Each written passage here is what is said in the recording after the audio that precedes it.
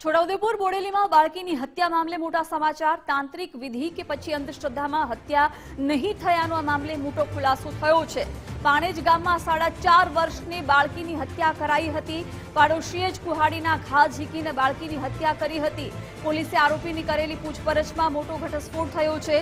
મૃતક બાળકીના પરિવાર સાથે આરોપીને પણ તકરાર હતી। આંતરિક તકરારના લીધે આરોપીએ બાળકીની હત્યા કરી। આરોપીના ઘરેથી નથી મળ્યો કોઈ તાંત્રિક વિધિનો સામાન। આરોપી લાલુ તડવી માનસિક રીતે વિકૃત હોવાનો ખુલાસો થયો છે। વિકૃતિ અને સ્વભાવના લીધે પત્નીએ પણ આરોપીનો છોડ્યો હતો। 10 વર્ષથી આરોપી લાલુ તડવી એકલો રહેતો હતો। બાળકોને લઈને પત્નીએ પણ આરોપીને તરછોડી દીધો હતો। વિગતો સાથે સંવાદદાતા તૌફિક જોડાઈ ગયા છે। તૌફિક, આ મામલે શું વધુ વિગતો છે? આંતરિક તકરારને લીધે આરોપીએ બાળકીની હત્યા કરી હતી।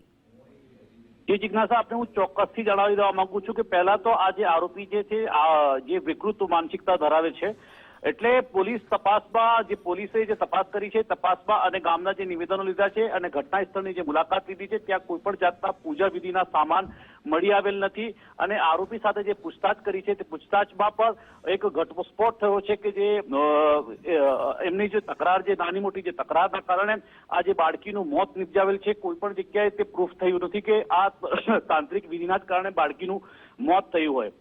પોલીસ પૂછપરછ સઘન પૂછપરછ આરોપી કરી રહી છે, પરંતુ જે આરોપી જે છે વિકૃત માનસિકતા ધરાવી રહ્યો છે એટલે ક્યાંક ને ક્યાંક જે એના સવાલો છે તે સવાલો થોડી વારમાં એનું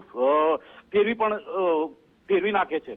એટલે જે પોલીસ તપાસમાં હાલ તો સૌથી મોટો ખુલાસો એ થયો છે કે જે બાળકીની જે મોત થઈ છે તે આંતરિક નાની મોટી તકરારના કારણે બાળકીનું મોત નિપજાવ્યું હોવાનું હાલ પોલીસ તપાસમાં બહાર આવ્યું છે।